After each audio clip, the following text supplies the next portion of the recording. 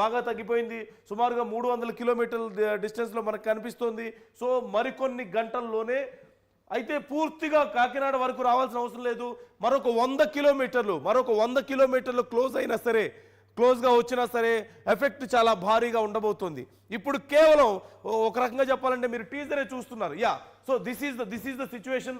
మీరు ఇక్కడ చూడొచ్చు డైరెక్షన్ ఏ విధంగా ఉండబోతుంది అనేది నేను మీకు చూపించే ప్రయత్నం చేస్తున్నాను. డైరెక్షన్ ఇలా ఉండబోతుంది. మోంతా తుఫాన్ ఎఫెక్ట్ ఎలా ఉండబోతుంది అనడానికి ఇది ఒక ఎగ్జాంపుల్గా మీరు ఇక్కడ చూడొచ్చు. కాకినాడ ఎక్కడుంది, ఈ ప్రాంతం గుండా పాస్ అవబోతుంది.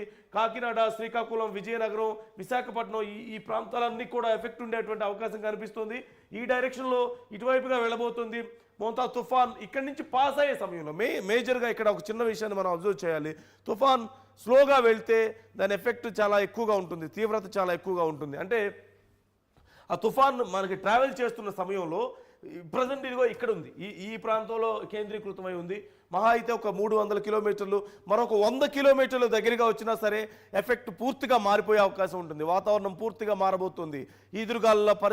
ఈదురుగాలు చాలా ఎక్కువగా ఉండబోతున్నాయి, వర్షం చాలా ఎక్కువగా పడబోతుంది. మరోవైపు ఇంత నెమ్మదిగా కదులుతుంది.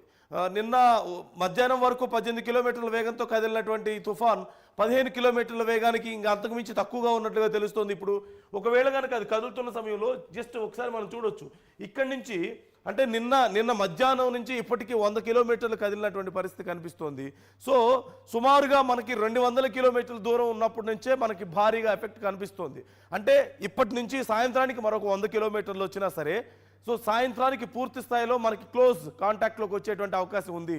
ఒక 100 నుంచి 150 కిలోమీటర్ల క్లోజ్ కాంటాక్ట్లోకి వచ్చిన దగ్గర నుంచి కూడా మనకి ఎఫెక్ట్ చాలా ఎక్కువగా ఉండేటువంటి అవకాశం ఉంటుంది. కాబట్టి సో అక్కడి నుంచి మొదలైతే మళ్ళీ దాటి మరొక 100 కిలోమీటర్లో 150 కిలోమీటర్లో వెళ్ళే వరకు కూడా సమయం పడుతుంది. అంటే 2 రోజుల పాటు దీని తీవ్రత భయంకరంగా ఉండబోతుంది. ఒక 18 గంటలు మాత్రం అత్యంత తీవ్రమైనటువంటి పరిస్థితుల్లో అంటే పూర్తి స్థాయిలో కేంద్రీకృతం అవబోతుంది ఆంధ్రప్రదేశ్ మీద. ఈ సమయం మాత్రం చాలా డేంజర్గా ఉంటుంది. ఈరోజు సాయంత్రం నుంచి మొదలు పెడితే ఎల్లుండి ఉదయం వరకు కూడా పరిస్థితి అలాగే ఉండబోతోంది. ఈరోజు సాయంత్రం నుంచి రేపు సాయంత్రం వరకు అయితే మరింత తీవ్రంగా ఉండబోతోంది. ఎల్లుండి ఉదయం వరకు కూడా పరిస్థితి ఎలా ఉంటుందనేది చెప్పడం కష్టంగా ఉంటుంది. ఏలూరు నుంచి మనతో మహేష్ సిద్ధంగా ఉన్నారు. ఒకసారి మహేష్తో కూడా మాట్లాడదాం. మనోజ్ సిద్ధంగా ఉన్నారు. మనోజ్తో కూడా ఒకసారి మనం మాట్లాడదాం, అక్కడ పరిస్థితి ఎలా ఉందో తెలుసుకుందాం. మనోజ్, అక్కడ కండిషన్ ఏంటి? ఇప్పటికే వాతావరణంలో క్లియర్గా మార్పు కనిపిస్తుంది. మేము మీ వీడియో చూస్తున్నాం, మీ వెనక ఇప్పటికే వాతావరణం మారిపోయినట్లుగా మాకు క్లియర్గా కనిపిస్తుంది.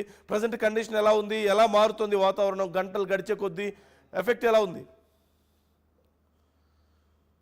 ఉమ్మడి పశ్చిమ గోదావరి జిల్లా వ్యాప్తంగా కూడా నిన్నటి నుంచి కూడా ఎడతెరిపి లేకుండా భారీ వర్షం కురుస్తుంది. ప్రస్తుతం ఈ రోజు తెల్లవారుజాము నుంచి కూడా ఆ వర్షం కాస్త ఈదురుగాలులతో అవడంతో భారీ వర్షం కురుస్తుంది. ప్రస్తుతం మనం పశ్చిమ గోదావరి జిల్లాలోని యలమంచిలి మండలానికి సంబంధించి చెంచినాడు వద్ద ఇక్కడ చూసుకోవచ్చు. మనం ఆకాశం పూర్తి స్థాయిలో కారు మబ్బులు కమ్మేసినట్టు ఉంది. అంతేకాకుండా క్షణానికి మారుతున్న పరిస్థితి. ఇప్పుడు మీతో మాట్లాడుతుండగా కాస్త వర్షం తెరిపించినప్పటికీ కూడా మరొకసారి భారీ వర్షం అనేది కురుస్తుంది. ఇటు తీర ప్రాంతం ఏదైతే ఉందో పేరుపాలెం కావచ్చు, పెదమైన లంక కావచ్చు, చిన్నమైన లంక కావచ్చు, ప్రతిదీ కూడా ఇదంతా కూడా సముద్ర తీర ప్రాంతం కాబట్టి పెద్ద ఎత్తున అలనే ఎగిసిపడుతున్నాయి. ఇటు నరసాపురంలో కూడా భారీ వర్షం కురవడంతో ఈ రోజు తెల్లవారుజామున భారీ వృక్షం అయితే నేలవాలింది. ఏదేమైనప్పటికీ కూడా తీర ప్రాంతం ఎక్కువగా ఉండడంతో ఇటు భారీ ఎత్తున ఈదురుగాలు అయితే వీస్తున్నాయి. దాదాపు తుఫాన్ తీరం దాటే సమయం ఏ విధంగా ఉన్నప్పటికీ కూడా ప్రస్తుతమే ఆకాశం మారిపోయింది. ఇప్పుడు మీరు నాతో మొదట్లో మాట్లాడినప్పుడు పరిస్థితి ఒక విధంగా ఉంటే ఇప్పుడు ఆ పరిస్థితి మారిపోయింది. ఇప్పుడు వర్షం అయితే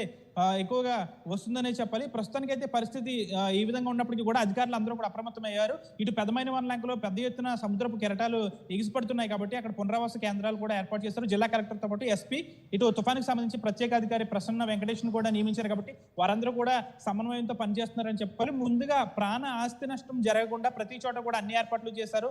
ముందుగా ఎవరి ప్రాణాలు వారిని రక్షించుకునే విధంగా ఎవరి ఇళ్లలో వారు ఉండాలంటూ కూడా ఇప్పటికే అనేక మెసేజ్లు కూడా పెంపొందింది. ప్రస్తుతం మనం చూసుకోవచ్చు, ఇది అంబేద్కర్ కోనసీమ జిల్లా నుంచి పశ్చిమ గోదావరి జిల్లా వెళ్లే ప్రధానమైన బ్రిడ్జ్ ఇది, వశిష్ట వారధిపైన బ్రిడ్జ్ ఇది.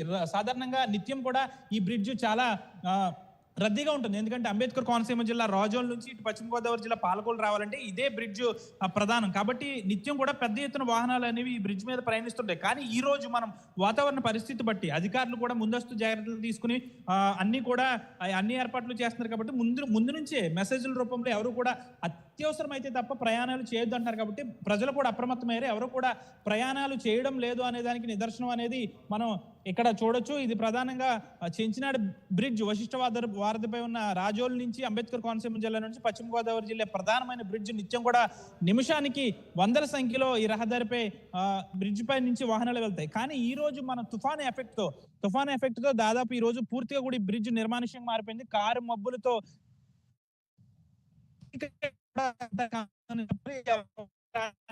ద్వారా మనం అనేక ప్రసారాలను కూడా మనం ప్రత్యక్షంగా చూపిస్తున్నాం కాబట్టి చాలా వరకు కూడా అలర్ట్ అవుతున్నారు. ఇటు తీర ప్రాంతంలో కూడా మత్స్యకారులు వేటకు మొన్నటి నుంచి నిలిపివేశారు. ప్రస్తుతం మత్స్యకారులు కూడా ఎవరిళ్లలోనే వాళ్ళు ఉన్నారు. వెళ్ళిన మత్స్యకారులు కూడా నిన్న తిరిగి వచ్చేసిన పరిస్థితి కూడా నెలకొంది. ఏదేమైనప్పటికీ కూడా పెద్ద ఎత్తున తుఫాను సంబంధించి పెద్ద ఎత్తున భారీ ఈదురుగాలు వీసే అవకాశం ఉన్న నేపథ్యంలో అందరూ కూడా పూర్తిగా కూడా ఇటు అంబేద్కర్ కోనసీమ జిల్లాకు సంబంధించి అంతర్వేదిలో కూడా ఈ భీకరమైన ఈదురుగాలు స్టార్ట్ అయ్యాయి. అక్కడ కూడా సముద్రం అనేది కెరటాలు ఉబెత్తున ఇచ్చిపడుతున్నాయి. ఏదేమైనప్పుడు కూడా ప్రాణ ఆస్తి నష్టం అనేది జరగకుండా అన్ని ఏర్పాట్లు చేస్తున్నారు. పునరావాస కేంద్రాలు ఏర్పాటు చేస్తారు. అధికారులు కూడా అన్ని చోట్ల అప్రమత్తంగా ఉన్నారు. పోలీస్ శాఖ, అగ్నిమాపక సిబ్బంది, ప్రతి ఒక్కరు, రెవెన్యూ అందరూ కూడా సమన్వయంతో పనిచేస్తున్నారు. ఎక్కడ కూడా ఎటువంటి ప్రాణ ఆస్తి నష్టం జరగకూడదు. తుఫాను అనంతరం కూడా ప్రత్యేక ఏర్పాట్లు చేసే విధంగా అన్ని ఏర్పాట్లు చేస్తున్నారు. ప్రస్తుతం పశ్చిమ గోదావరి జిల్లాలో ఉన్న పరిస్థితి ఇది. ఇటు ఏలూరు జిల్లాలో కూడా జంగారెడ్డిగూడెంతో పాటు బుట్టాయిగూడెం, పోలవరం ప్రాంతాల్లో ఏజెన్సీలు వాగులు వంకలు కాస్త పొంగుపరులుతాయని చెప్పాలి. వాతావరణం అనేది నిమిషానికి ఒక విధంగా మారిపోతుంది. ఒక్కొక్కసారి కారు మబ్బులు, ఒక్కొక్కసారి భారీ వర్షం ఉంది. ఏదైనప్పటికీ కూడా ఈ 2 రోజులు కూడా పశ్చిమ గోదావరి జిల్లా వాసులందరూ కూడా డేంజర్ జోన్ లోనే ఉన్నారని చెప్పి ఎవరు కూడా ఇళ్లలోంచి బయటికి రావద్దని అధికారులు చెప్తున్నారు. ఆర్టీవీ ద్వారా కూడా అనేక ప్రసారాలు కూడా మనం చేస్తున్నాం. కాబట్టి పశ్చిమ గోదావరి జిల్లాలో పరిస్థితి కాస్త చాలా దారుణంగా ఉందని చెప్పాలి. రెడ్ అలర్ట్ జోన్ లో పశ్చిమ గోదావరి జిల్లా ఉంది. అంబేద్కర్ కోనసీమ జిల్లా కూడా ఉందని చెప్పాలి. ప్రస్తుతం అయితే భారీ వర్షంతో ఎదురుగాలతో జిల్లా వాసులందరినీ కూడా ఈ మేంతా తుఫాన్ భయపడుతుందని చెప్పాలి. నందు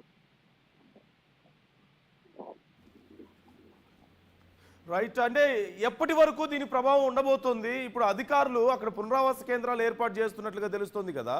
సో పునరావాస కేంద్రాలకి ఏమన్నా తరలించిన పరిస్థితి ఉందా? అంటే ఆ సరౌండింగ్స్ లో పరిస్థితి ఎలా ఉంది?